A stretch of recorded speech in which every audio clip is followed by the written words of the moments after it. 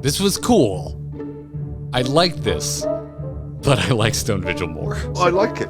This is brilliant, but I like this.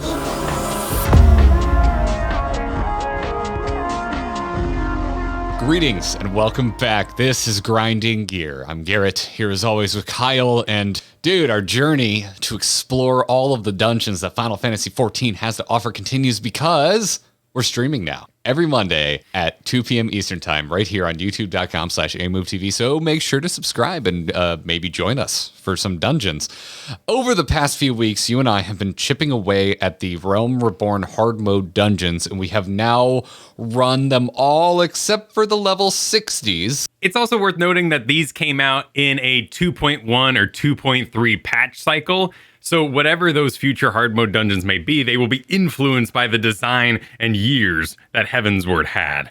This is an absolute insane amount of content. I know that in the future I've been told that more like open world zones and exploratory areas kind of take precedent as to how you're going to level up and get gear. I am so impressed as someone who enjoys dungeons, a dungeon enjoyer, how much content I've gotten out of this game. Same, dude. I'm exactly the same way. Not being in love with kind of how mythics work in World of Warcraft has played a big role in me falling off of that as someone who preferred just kind of the old way we used to do dungeons over there. So this is just, to me, like you mentioned, as someone who really enjoys dungeons, it's an embarrassment of riches. And so for that, the reveal of the revamped Wall of Dungeons. You will notice the pictures are gone, but there needed room, darn it. We needed that room. We had to recover so there could be ample space. Oh, yes. For hard mode. Yes, let's get to it. The new, improved, the return of our foolproof dungeon judgment system, the Wall of Dungeons. One more note before we dive into it here. Friday's live letter mentions some big changes to dungeons coming. So if you're watching this in the future, please note the date that we sat down and had this chat, because things might be way different if you're watching this in the future. Also, hi, greetings from the past. We are but humble YouTube time travelers. But let's get into it. I want to start with Haukke Manor hard. This was the one we were second most excited to see. Yeah, I love Haukke Manor. I love Disney goth. It's like one of my favorite things. Like it's dark, it's creepy, but it's also kind of fun. And this is like Disney goth with cleavage, so I have no complaints. What's not to love? So we're returning to Haukke Manor, but this one didn't. Actually, quite a few of these don't have a ton of fanfare for like ushering you into it. It's kind of like, go talk to the guard outside of the dungeon, and now hard mode will be released. I may also be revealing how much I didn't read some of these, but this one we go and we return to our good buddy, our poor disturbed butler. The disturbed butler. That's a good way to put it. And things are not, the peace is not being kept at Haukke Manor. Yeah, there was a band of like wood whalers, Ghostbusters, not really, who went in there to cleanse it out. They haven't returned. So we are sent in yet again, and the place is in shambles. There's piles of stuff everywhere, changing the layout. We go through a couple of other hallways, which are now trapped, and we get to fight some overall, not terribly changed bosses. There is the Manor Gesture, giant kind of robot goat man. Perhaps the coolest thing was that the final boss summoned the previous boss and ate her. Yeah, we wiped once on the final boss, the Halicarnassus. Just wiped us once. We didn't DPS down the ads fast enough. But yeah, I enjoyed this one. I would say for me, it's pretty close to tied with OG Haukke Manor. Like story wise, didn't really like impact me, I would say, any more than the first time going in. But I just really love the place. Like, is it okay if I want to say it damn near ties just because I like the dungeon and I like going back with new mechanics? Man, that's fine. The red aesthetic kind of adds to the more demonic nature of the place now. And previously, we kind of made an effort to remove the story from the dungeon. Anyway, we're thinking about this more in a, is it grindable kind of way? Is this something that if it popped up in queue, would we be pleased to see it? I think it falls in that zone I liked getting a little more in the dungeon part, but the trapped hallways sort of made up for it. So I'm solid, putting this like right below Keeper of the Lake to start with. I think I agree with that. I think the first time you go here, you can't go home again, right? Like the surprise of realizing that we're heading towards this haunted location that can only really be pulled off once. And to me, that did a lot of heavy lifting of just making me absolutely fall in love with Haukke Manor in the first place. And so, while it may not be fair to Haukke Manor Hard, it is returning to the manor, and I kind of knew what I was going to expect going in. So I think I'm not going to fight you on that. I like where that's resting. Too, it lacks that journey through that Mike Wazowski, the eyeball, kind of gave us as this through line. This is just a series of haunted encounters. Let's move on to my favorite, Kyle. As you can tell, starting off the lowest tier we have on our wall of dungeons, Copperbell Mines. Returning to Copperbell Mines. Kyle, I was told many times in the comments that hard modes aren't actually hard. They're entirely new dungeons that just happen to take place in a location you've already been to. Copperbell Mines is a lie. It feels like the exact same damn dungeon with I'd say two memorable boss fights, but it really kind of feels like the same place. It's bluer and foggier now, which is a common trait throughout a lot of these hard mode dungeons. Maybe perhaps the greatest victory of Copperbell Mines is it made me realize we're not actually fighting minotaurs. They're people with helmets. Yeah, they're kind of scarier looking without the helmets, in my opinion. Yeah. Especially Uranus, the final boss. They look positively horrifying. And we killed his son? Yes. Which was kind of a bummer. Yes. It made me feel kind of bad. Yeah. Yeah. It made me feel quite bad. But yeah, overall, like to me, I would put this pretty much the same place as original Copperbell Mines. The only thing I would say is that the mastermind boss I thought was super memorable because like doing this like kiting boss fight on the catwalk with fire. And like, I'm pretty sure we didn't do it the right way, but we got it done anyway. It was fun. It was chaotic. It really stuck with me. Yeah, it was a great set piece, and the mechanics worked well with that. I think the biggest bummer of Copperbell Mines for me, I was excited to not have a time-wasting boss in that old slime. But in its exact place, they put a really, really cute boss, basically a Spriggan power suit. And I was like, oh, look at this guy. I'm going to love this. And it was the exact same wait for the bomb kind of delay mechanic. Yeah, I think actually more annoying than the slime boss in my opinion because of the AoEs that aren't tied to the bomb that can end up where you need to summon the bomb. Like I found that a little annoying. Although at our level, I just started standing in it. Like I realized it's still like scaled down, but like it didn't hurt that bad as a tank to just stand in the explosion and spawn another bomb. But yeah, I would say where original Copperbell Mines is one among my least favorite dungeons, but I personally found the slime boss in the original charming and memorable. The new Copperbell, like Copperbell Hard, I would say is still among my least favorite dungeons, but Mastermind I think is a charming and a memorable boss fight. And so for me, if you want to put it above or below OG Copperbell Mines, I will not fight it. 100% it's above. It had more character and there were mechanics that made it stand above, even though the final boss sadly got a little cheesed and we didn't deal with like the worm thing going on by just like not standing on the sand. To me, it's either bottom of lame or top of trash. I think it's top of maybe not the best. There we go. All right, let's get to Halatali.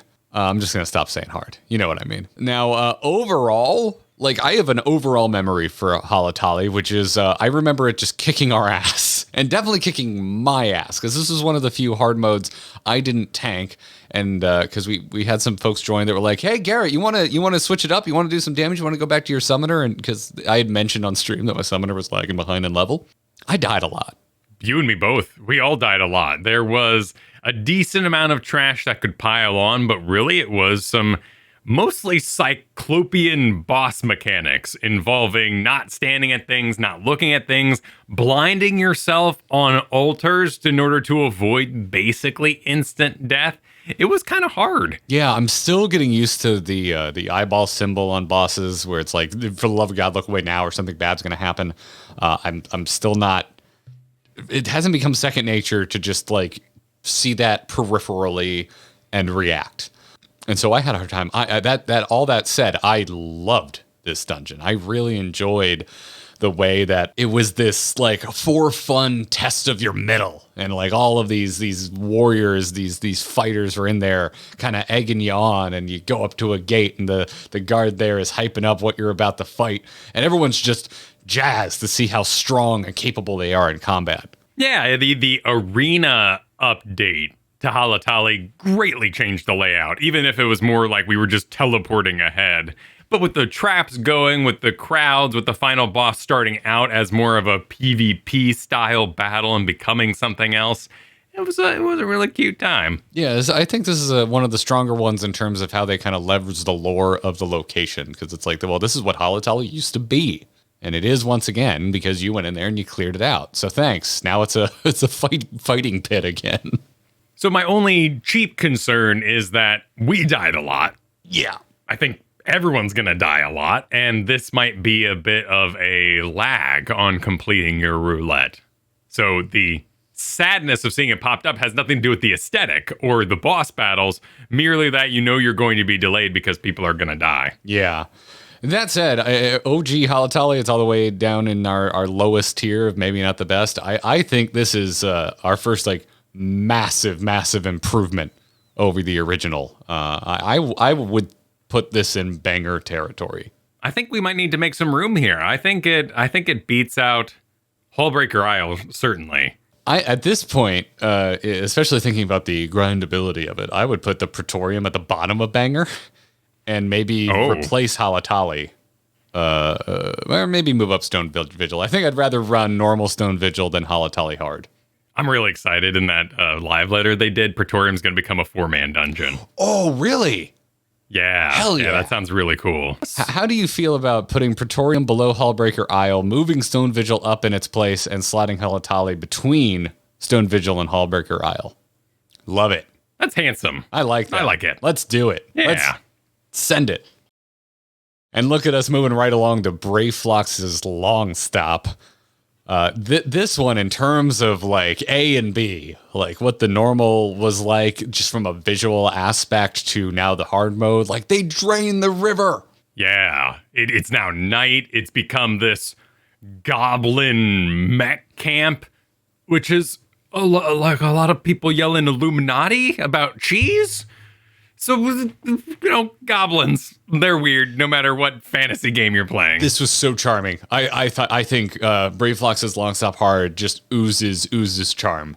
The goblins in Final Fantasy XIV, I love. I mean, I tend to like goblins in most fantasy.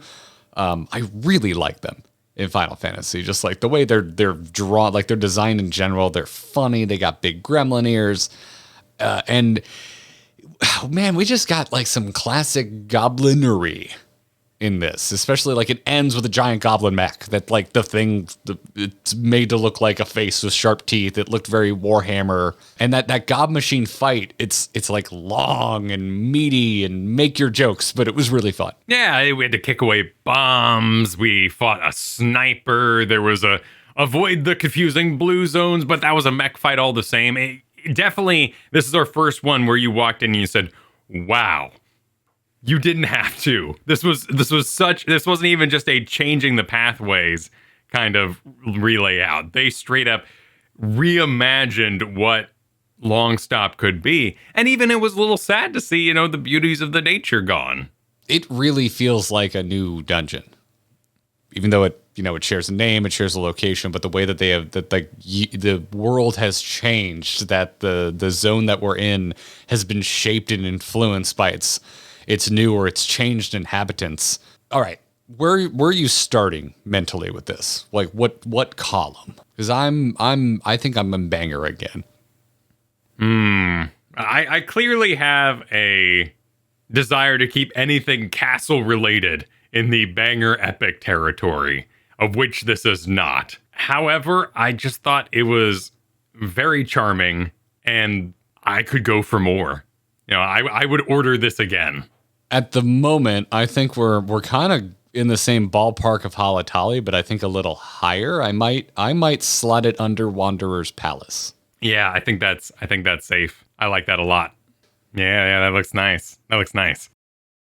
Well, we something just beat out original Stone Vigil, so let's talk about how Stone Vigil Hard holds up. Quite the change in terms of layout, and it's like way bluer. It's more snowy. It seems somehow, I don't know how you make Stone Vigil seem even less inviting, but they've definitely found a way to make it seem less inviting. Yeah, it's more catacombsy, and it's full of heretics now. People getting in your business. It's very upgraded dragon, or maybe even like dragon adjacent at this point. Previously, all drakes and straight up dragons. Now we're more into like big lizards and turtles, Gamarovs spins and cannons being fired. And then, how do you even say this name? Giruveganius?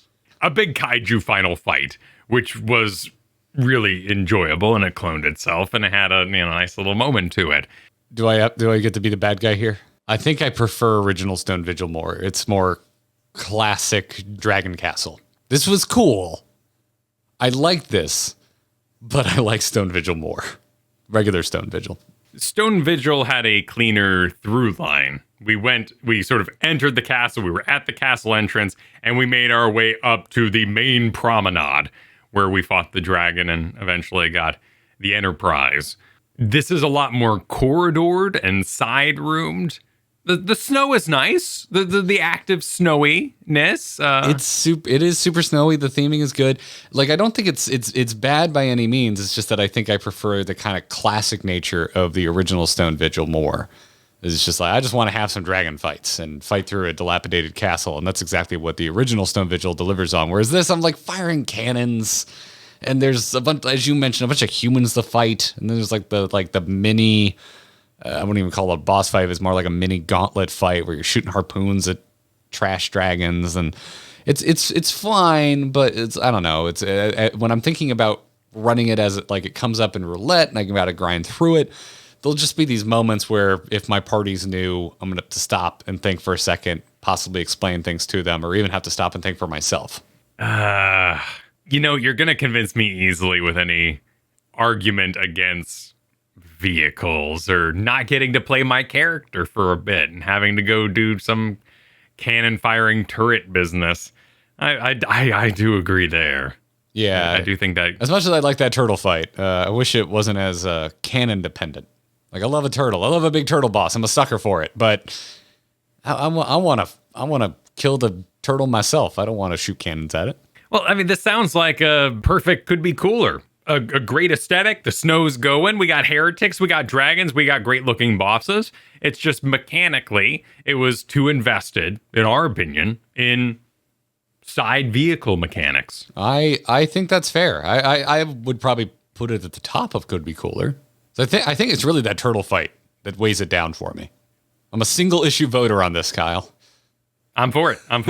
Stone Vigil could be cooler. Poster child who could be cooler. This is probably a good time just to have a real quick mention, though, about how damn cool it is that hard dungeons are completely different. Like, they may take place in the same location, but new trash, new boss fights, all of that. Like, even as I'm sitting here thinking about like, I like this one more than that, I like this one better than that kind of a thing, it's really cool that there's this much more unique content in this game.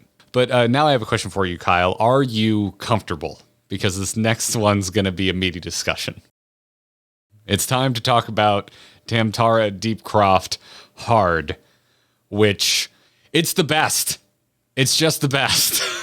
Do you have any argument, Kyle? Is there any reason this isn't the coolest dungeon we've run so far? Are we just slapping this in epic and calling it done? Like, top tier of all the redesigns, it went full demon, it went full Diablo. It's continuing a story that I noted on the side and loved as this game was initially getting going, culminating in an absolute haunting moment where I had chills like I was playing a horror game. Yeah, man. It's so meta. You come to this so much later in the story. First of all, you can skip it entirely. All these hard modes, right? You don't need to do them. But if you want to, it comes much later than the story that it ties back into. It ties all the way back in with the failed adventurer group from back when we ran OG Sastasha. I can never say that right. But it ties back into that. And that whole group, that group of failed adventurers, dude, it seemed like such a meta commentary on toxic MMO players. Because poor Edda, I felt so bad for Edda. I mean, I think there's an argument for Edda is a horrible judge of character. But whatever the case is, still felt bad for her. But she was, if you don't remember this, folks, all the way back in A Realm Reborn, when you find this like group of failed adventurers, Edda was the healer of the group. And the first time we meet them when they're about to go into Sastasha, or you see them shortly after, they have this tank named Avir, and I guess Edda's like in love with Avir, but Avir treats Edda like crap. And so does the rest of the group.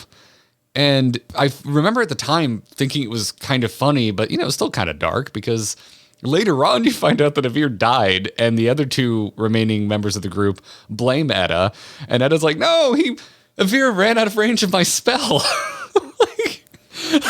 Which is a great way to die as a tank. But as someone who's been playing MMOs since 2004, like, it's such a weird blend of out of game talk with in-universe consequences. I love it. I absolutely love it. I mean, there are so many RPG animes that cover the you die in the game, you die for real kind of aesthetic. Getting this vibe very early on in the venture, even though I know I'll get up and I'll be fine throughout it, really flavored the game in a great way. I realize Edda has gone off the deep end, but I'm kind of rooting for her because her group was so horrible to her. So the fact that she's like corrupted these people, I'm fine with it. It's like she kind of has this like spiral into darkness, not unlike Anakin in the prequels, except I kind of feel she's like, I don't know, more justified. It was a really nice circle of candles and a really nice rune, and major props to the game. Her dress robe actually lit on fire when she walked through the candles, which I think we were both stunned because we're like, first of all, any other MMO, it's a coin flip if they would have even bothered with a cinematic here. It might have just been a bad, like, in-scene thing where they fall off the edge. But here, any other MMO would have walked over those candles and just like, I'm not going to take the time to light it on fire. And she starts to, and I just think to myself, oh, it would be really cool if it caught on fire, but they're not going to go through the effort to do that. No, wait, nope, never mind. She's blazing. And apparently now we're haunted. Chat was really excited that we ran this, and I've heard whispers that in main cities on stormy nights, like, you might experience a ghost. Yeah, apparently it's super rare, but you run this and you're now haunted. I remember. That's awesome. And I remember like yelling at chat like, oh, that's why you wanted us to run this. You didn't actually want us to experience one of the cooler side stories in this game. You just wanted us to get haunted by a ghost through the rest of our time with this game. And it leads into Palace of the Dead, or seems to. Yeah, pretty much. Yeah. I think we've confirmed with enough pan-ups that we're dealing with Edda again here. So, I mean, we made a long conversation of a short decision. I think this is tippy-top, just grand. Yeah, and even like as far as grind worthy, I think it's fine. I don't think there's anything in here that makes me causes me pause and like, oh no, I'm not looking forward to doing that fight again. I thought it was fun. It was straightforward and has amazing lore. Top, best. This is the best. Yes. Even if like I was a little annoyed by some of the mechanics, the thought that I might get to run this again with anyone who hasn't done it before and get to hopefully see some reactions in game chat No wonder people love this game. So now let's get into something I can't pronounce. Sastasha Hard. We're back to the Coral Reef. We're going back to the Coral Reef dungeon. I remember OG Sastasha, for me, being kind of forgettable, as evident by our placement too. It looks like you agreed with me, because it's like right at the cusp of falling out of could be cooler into our lowest of maybe not the best. Now blue and foggy, but there's a head crab kind of business going on, and there's a squid-faced pirate captain who has a parrot which gets used a little bit. There's a drain the lake business, which was just frankly impressive and unnecessary, but I appreciate it because it gave me reference to where I was. As someone who played a D&D session where my DM, Kyle Ferguson, drained a lake, I felt like you would probably like this. It was great. I thought the story in here was good. I like here. I'm here to announce, Kyle. I don't think any other dungeon has a better story than Tam-Tara Hard. So nothing lore wise is going to beat Tam-Tara for me. Say it ain't so.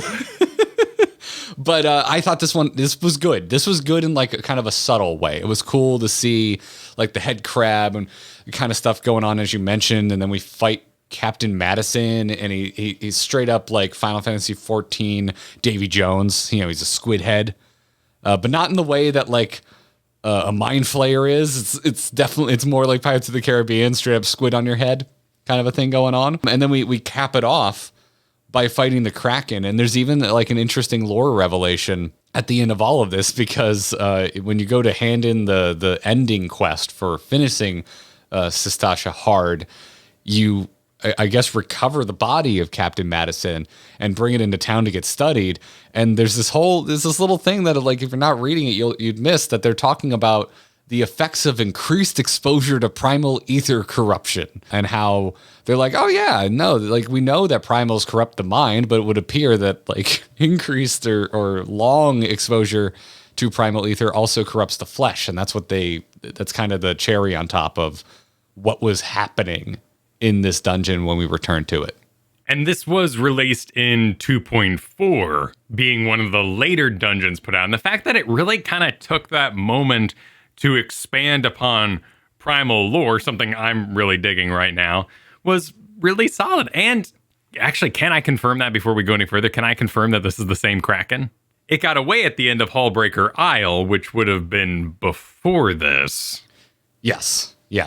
And this is where I want to split some hairs on Sastasha Hard, because in terms of like where I place it in our pantheon of dungeons, I think it's definitely better than original Sastasha. I enjoyed it a lot more. Yeah. It's got some memorable fights, and I especially with Captain Madison, I like the lore through line of the dungeon quite a bit. And Captain Madison even runs away at the end of his own fight, and you literally follow him to the next fight. So I liked that line, that kind of guiding arc through the whole thing. That said, I think the first Kraken fight is infinitely cooler than this one on Hullbreaker Isle. The Hullbreaker Isle Kraken fight, just by virtue of those like air jumps to different islands, to me, that's so much more memorable than there's more tentacles to deal with. It felt a little more like whack-a-mole, which I realize the original Kraken fight on Hullbreaker Isle also has that, but because you're doing this like unique jump from island to island, to me it feels more special. Yeah, the raw chaos of Hullbreaker Island's fight really made it a unique thing. And the fact that the Kraken got away at that point made it seem like an extremely powerful beast. So if it is the same Kraken, is this a sad end for an epic boss? For me, it is a massive upgrade to the original Sastasha, which frankly is kind of boring. Yeah, it feels very my first dungeon. And I do give it credit for that. Like, it's a Wailing Caverns. It's a slow progress. You get to see a couple of different zones. But once we get into, I wouldn't even call it like Docktown, just straight up like what's supposed to be the pirate bar, this is way, way better. I think this is banger, but I to me, the real question is, does it go above or below Praetorium? The Kraken battle on Hullbreaker Isle really elevates that entire dungeon. And I think it's a crime to put Sastasha Hard above it. So I think we have a perfect spot for it above Praetorium, but below Hullbreaker. I think that's where it lives. I think just below Hallbreaker. All right, let's get to the Sunken Temple of Qarn, or at least let's return to it. This one to me is pretty simple. I think this is a strong return to a dungeon that I think is overall better than the original. Where did we put the original here? Could be cooler. Oh, yeah. Yeah, I think that was fair, right? Because it was going for that Egyptian Indiana Jones feel, but it didn't quite land it with the demon bosses, and the final boss was a little lame. Our final boss now has been turned into rubble, and the individual rubble pieces have to be defeated while there's also sand pits activating. And I thought that was a immense upgrade. This dungeon has two of the coolest bosses for me, period, of everything I've run so far. I absolutely loved the damaged adjudicator, and I loved the vice-garant to the warden. The first boss and the final boss. Some of the coolest mechanics I've seen. The first boss, really, all that sand stuff, the way that like the ground like kind of terraforms, and also just the square sand pillars that fire up out of it were such a memorable and unique visual that really stuck with me. And then, dear God, the mummies. The mummy wall. What a cool model. The mummies are such a good model. And then you go fight this final boss, and all these sarcophagi fire up out of the ground, and it unleashes a wall of mummies. And I was just grinning like an idiot kid the whole time. I loved it. I mean, the boss's swords do look like fidget spinners, but yes. And mechanically, I understand the need to make the mummies more visually clear. So they had kind of this big, like, purplish pink aura about them, but then marching across, having to use that as your walls you had to dodge, it was fabulous. And even the middle boss, the cactus boss, which we died to, the 100,000 needles ability. It hurts. I really want to fight these bosses again. I think whenever this pops up, I'm going to be pretty stoked because I think these fights are just straight up fun. They're fun. They're memorable. Solid mechanics all the way around. I think, for me, and you tell me if you think I'm nuts here, Kyle, I think I would be more excited to run this than Keeper of the Lake. Oh, wow. You close your eyes, Kyle. Your cue just popped. It's Keeper of the Lake. Are you happy? Are you excited? Oh, man, this does have little floor spear traps, too. Yeah. It's straight up Indiana Jones trap rooms. Yeah, it's pretty cool. I mean, I definitely like the boss battles better than Pharaoh Sirius, and I really like that vibe of climbing the lighthouse. So it's up there. Man, I think you're right. I think I would be happier to see this over Keeper of the Lake. I'm splitting some awesome hairs because I would not be mad to run Keeper of the Lake again, but I think just by pure virtue of wanting to do these mechanics again. I mean, since we're going above Haukke Manor hard, you want to put it above Haukke Manor? I mean, how high are we going here? I don't think we crest our love of Fungal City, the lost city of Amdapor. No, and also Amdapor Keep. I think the aesthetic there beats out my love of the mechanics of Sunken Temple. I mean, Haukke Manor is a little old. It's a little crusty. Boy. You're really just asking me, do mechanics outweigh aesthetics? That's the question you're asking me. But this is an aesthetic. It's Indiana Jones. You're right. It does also have a good aesthetic. I do love those mummy models. All right, you're asking me if I like mummies more than cleavage. Mummies could have cleavage, which is where they messed up. Do I love mummies more than fan service? Mechanically, it's better, and aesthetically, I'd say it's on par. Therefore, it's better than Haukke Manor. All right, this pains me, but let's do it. But you keep that below Amdapor Keep. I love Amdapor Keep. All right, the Wanderer's Palace is next. As you remember, Kyle, I loved Wanderer's Palace. Kind of want to put it back in Epic just based on my love of Tonberries alone. The original version. You now have a Tonberry pet, so yeah, you've become a little more invested in the Ton. I really like them. I find them highly amusing and terrifying and dark and creepy in all the best ways. And this was one, knowing that we were going back to Wanderer's Palace, I really perked up and paid attention to the setup because I think it's easy to skip. You're just talking to some dudes out in the world and they're telling you it's time to go back to Wanderer's Palace. But if you read, you find out that we apparently freed the Tonberries, dude. By killing the Tonberry King, we broke them out of some sort of curse, and now they're friendly, essentially. However, now they're being invaded by lizard folk that are trying to take over the Wanderer's Palace, and they've killed some of the Tonberries and imprisoned the others. And we need to go save them. We need the return to Wanderer's Palace is to go save the Tonberries. It's an intense little run. The layout was improved. I feel like it was a lot more streamlined. There was less wandering around. Of course, you weren't being chased by murderous giant Tonberries. I know you like lizard folk. I like lizard folk. If Brayflox's Longstop was like Warhammer 40K because of goblin mechs, this was Warhammer Age of Sigmar because we just had skinks riding dinosaurs. Yeah, there was a lot. There's some nice dinosaur riding, lots of totems. The two-headed lizard boss had an interesting mechanic with banners. I like the totem mechanic before that with the Zululja. The totems go down, and some of them are like, we need to kill those. But these, hey, you stand in that one, you stand in that one because they give you a buff. It's very green. And it is. In that way, it sort of blends together into green foggy castle. So there's moments that are elevated, like the boss battles, like the little Tonberry moments. Are you really going to sit here to my face and undersell probably the greatest ending of any dungeon we've seen so far? I don't remember the ending. You don't... Kyle. It plays on our It literally played on our expectations of how every dungeon run ends, with quest complete and the victory music, and zoom in on your character as they celebrate, and then it all it was missing was a record scratch as an angry mob of Tonberries run in to eviscerate the boss that we just defeated.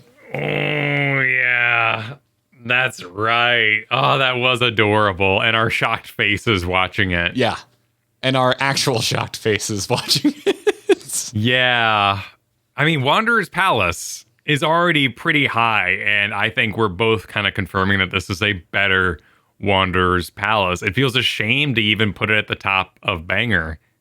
So I think it's made it into Epic. Now we have to decide how deep. This is Epic for me, and again, I also like the mechanics quite a bit, so I could put this pretty high.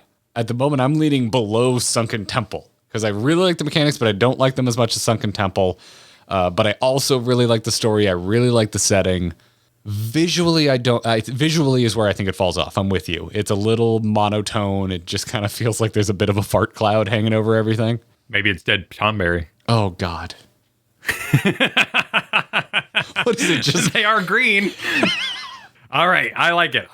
So Haukke Manor moving down another notch here to make room for Wanderer's Palace hard. And hell yeah, Kyle, let's go to the final hard dungeon we're going to review today. It's not going to be our final hard dungeon ever, but the final one we're going to review today before we get into level 60 content. Amdapor Keep. Which, ooh, buddy, the Ocarina of Time Forest Temple vibes are undeniable. Yeah. The overgrown castle vibe, the overgrowth is dangerous. We removed the Lambs of Dalaman only to have it infested with spirits and creatures, and the first thing we fight is Headless Horseman Ganondorf? Pretty much. I mean, he wasn't running in and out of paintings. No, there were statues and stuff like that, but it kind of that horseman vibe, and then we go fight the boogeyman, which is Deku Kid. It sure looked like it was very Majora's Mask looking to me, and also it reminded me of like Princess Mononoke vibes as well, because very much had that kind of mask face aesthetic going on top of just being creepy, because you would go stealth and you'd have to reveal the boogeyman to continue the fight.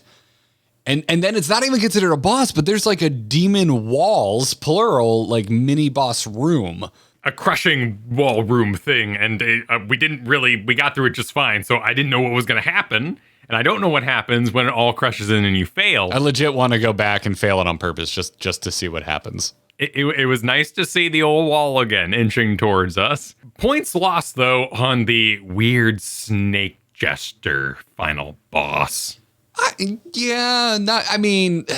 think I agree with you, but I think other people might have a different response. This is not a design that really speaks to me. Although it's unique as hell, at least at our point in the game, we haven't seen this model yet.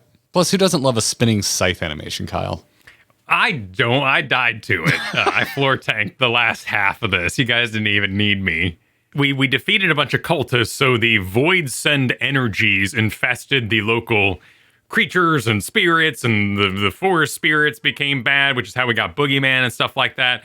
He's a Void Send himself, so he is embodying the evil that we're defeating, and I think he just could have been more cool. I'm pretty sure we're not supposed to know this yet. I'm afraid to Google it because I don't want spoilers. What was with the mysterious laughing at the end? There's like a 5-second cinematic when you go to leave the dungeon of maniacal laughter. Okay, so maybe he'll like grow on us or something. We'll like get to know old silly shoes. It sure seems like it's something that's going to come back in the future. Okay, that could elevate it on a future Wall of Dungeons then. Just him anyway. The rest of it I thought was great. I thought it was a great dungeon. This is a tough one. So I think I might rather do it than Praetorium, but I don't think... I think there's a really big divide between Sastasha Hard and the Praetorium, and we should just keep that in mind, because I think this goes above Praetorium, but I don't want that to make it seem that I think it's close quality to Sastasha, because I don't think it's bad enough to go and could be cooler. I think this is a banger, based on overall theming alone, and I liked fighting every boss, even if I didn't love the model of the final boss. Thought they were all good fights. Yeah, I think I need an update here too after doing this today. That will work in our favor here. Stone Vigil is falling out for me. It's a little bland. It's a little lame. It was our first dragon castle, but we've seen a lot of castles now, and it's losing its luster. Okay, so we're in full-on closing ranks mode at this point. Yeah, I think Stone Vigil is where Amdapor Keep Hard belongs. And now we need to decide where Stone Vigil lies. Because we put Stone Vigil Hard in Could Be Cooler. And Stone Vigil is not that cool. I think it's still cooler than Sastasha Hard, but I don't think it's cooler than Hallbreaker Isle. What do you think? We make a little room like this. We Stone Vigil right here. And then Amdapor Keep. I agree with this. I like this list. All right, I think we're done. I think this is look how positive things have become. I mean, we've labeled all of our hards in blue so we can really see the weight of this list.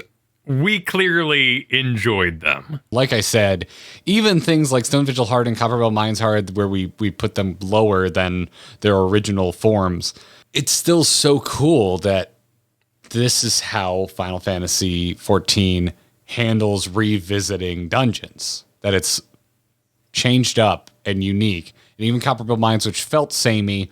Again, that first boss fight in Copperbell Mines, I think that was cool as hell. But well, let us know your thoughts. Where do the hard modes land for you? We'll be returning to the Wall of Dungeons at a point in the future when we start hitting level 60 dungeon content.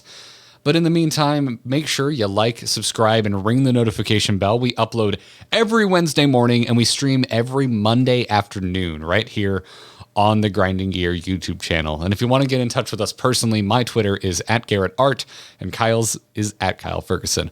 That's going to wrap it up for this edition of Grinding Gear. And until next time, good luck and have fun.